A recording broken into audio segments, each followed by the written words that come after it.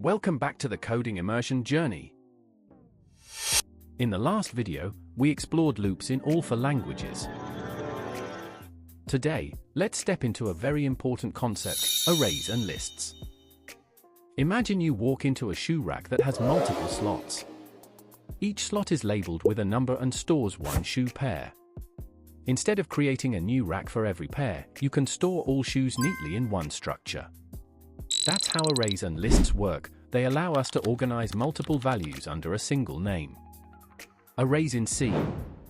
In C, arrays are like a row of lockers. Each locker has a fixed number and can only hold items of the same type, like books. Arrays in C++. C++ supports arrays just like C, but it also gives you advanced storage systems like vectors, which are like expandable lockers when you don't know how many items you'll have. Arrays in Java. In Java, arrays are more like boxes inside a container. Each box has a position, and you can also check the size of the container using the length property. Lists in Python. Python lists are like shopping carts. You can throw in apples, milk, bread, or even a phone charger, different items, all in one cart.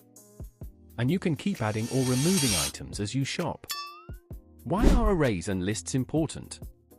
Arrays and lists form the foundation for handling collections of data, from student marks to storing names, or even managing large datasets.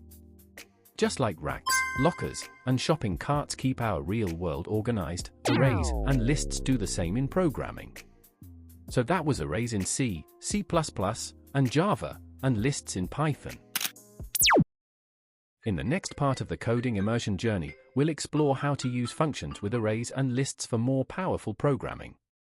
Don't forget to like, comment, and subscribe for the next part.